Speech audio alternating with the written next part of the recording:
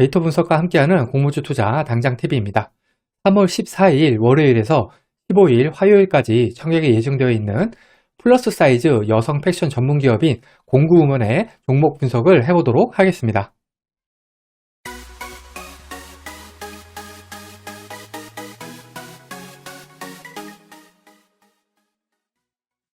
구독, 좋아요, 알림 설정은 저에게 큰 힘이 됩니다.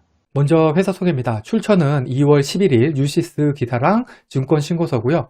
공구우먼은 2003년에 설립된 플러스 사이즈 여성 패션 전문 기업입니다. 여기 공구우먼이라는 회사명은 0에서 9까지 모든 사이즈의 여성들을 타겟으로 한다는 뜻을 담고 있습니다. 공구우먼은 명확한 고객 타겟을 설정을 해서 77 사이즈에서 120 사이즈까지 오직 플러스 사이즈 여성만을 위한 패션, 의류 제품을 판매함으로써 해당 시장에서 확고한 지위를 점유하고 있습니다. 공구우먼은 최근에 실적 성장세를 이어가고 있는데요. 2020년 온기 기준 매출액이 326억, 영업이익은 54억이었는데 21년 3분기 기준으로는 316억, 68억을 기록을 했습니다. 즉 21년 3분기 만에 이미 20년 온기 실적 수준을 달성을 한 것이죠. 그리고 향후 회사는 영문, 일문, 중문으로 개설한 자사 온라인몰을 기반으로 해서 글로벌 시장 진출에 더욱 박차를 가할 예정입니다. 김주영 공구우먼 대표이사는 플러스 사이즈 여성 의류라는 강력한 브랜드 아이덴티티를 기반으로 해서 온라인 플랫폼 비즈니스를 더욱 확장을 해 나갈 예정입니다. 여기 공구우먼의 유통 채널별 매출액을 보시면은 자사 온라인몰이 68.66%로 많은 부분을 차지하고 있는 것을 알 수 있습니다. 즉 공구우먼은 의류 업체이지만 이커머스 업체라고도 볼 수가 있겠습니다. 공구우먼의 청약일은 3월 14일에서 15일 양일이고요. 환불일은 3월 17일이어서 환불일까지 2일이 걸립니다. 공구우먼은 세아 메카닉스와 청약이 겹칩니다. 공구우먼의 밴드가는 26,000원에서 31,000원이고요. 저는 밴드 상단인 31,000원을 기준으로 계산하겠습니다. 공모가는 PER로 산정을 했습니다. 비교회사들의 단기 순이익은 21년 3분기 기준으로 연환산해서 계산을 했고요. 이렇게 해서 계산된 비교회사 평균 PER은 20.6배입니다. 공구우먼 역시 21년 3분기 단기 순이익을 연환산해서 공모가를 계산했습니다. 공구우먼의 주당 평가 가액은 38,571원입니다.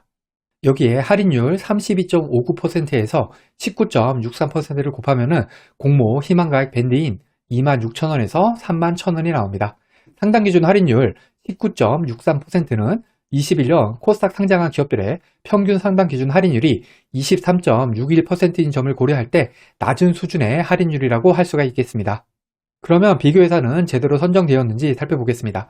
증권 신고서에서는 패스트 패션을 영위하지 않는 일반적인 패션 기업은 제외를 시켰고 가정용품 제조 등의 사업을 영위하는 기업도 제외를 시켰습니다. 이때 비교회사 선정 기준이 되는 패스트 패션, 즉 SPA는 자사의 기획 브랜드 상품을 직접 제조해서 유통까지 하는 전문 소매점으로 대량 생산 방식을 통해서 효율성을 추구하고 있습니다. 이런 SPA의 대표적인 회사가 바로 유니클로가 되겠죠.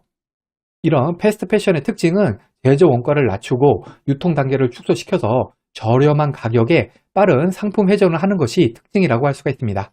그런데 공구우먼은 일반 패스트 패션과는 구분이 되는 다품종 소량 생산 제품을 전자상거래를 위주로 판매를 하는 플러스 사이즈 여성 의류 전문 기업이라는 차이점이 있습니다. 또한 일반적으로 비교회사 선정 기준은 유사한 업종을 고르게 되어 있는데 공구우먼 같은 경우에는 유사 업종이 기준이 아니라 제외를 기준으로 한 점이 좀 그렇긴 합니다.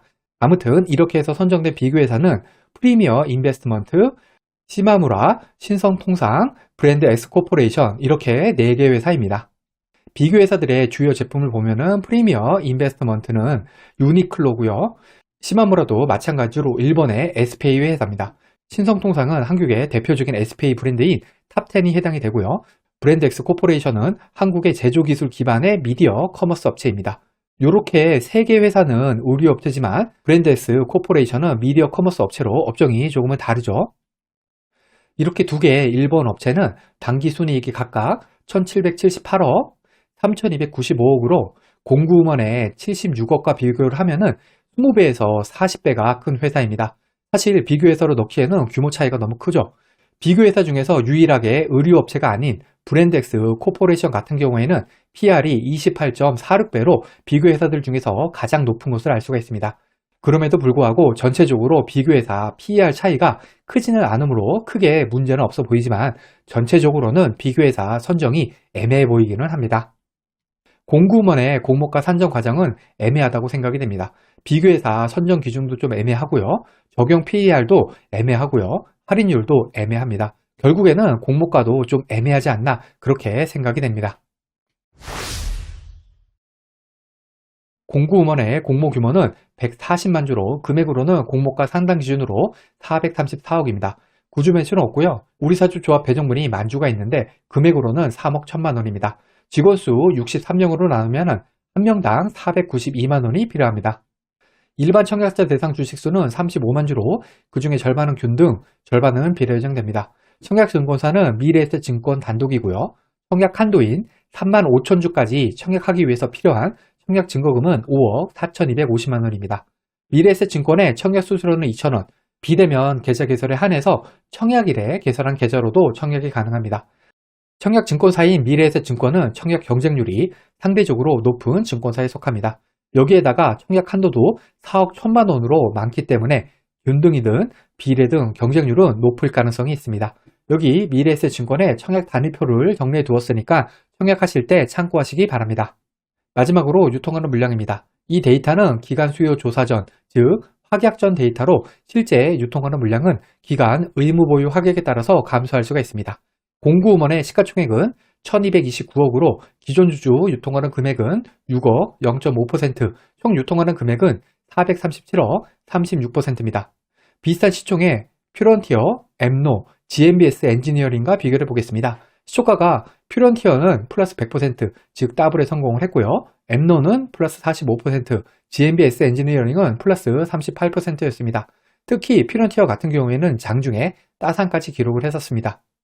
공구우먼의 유통가는 물량은 엠노나 GMBS 엔지니어링보다는 작은 수준이고 시초가 더블을 기록한 퓨런티어와는 거의 비슷한 수준입니다.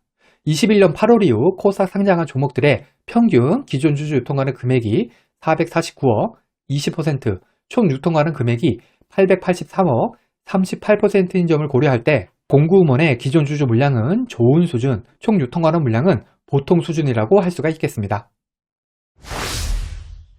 결론입니다. 공구우먼은 플러스 사이즈 여성 의류 업체이기도 하지만 이커머스 업체이기도 합니다. 만일에 이커머스 업종으로 인정을 받는다면 공모 시장에서 좀 더 가치를 인정받을 수 있을 것입니다.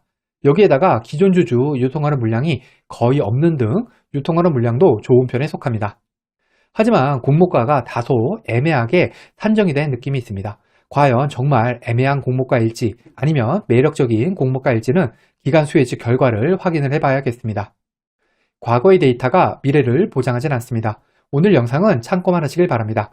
공모주는 기간 수혜직 결과를 꼭 확인한 다음에 청약을 해야 합니다.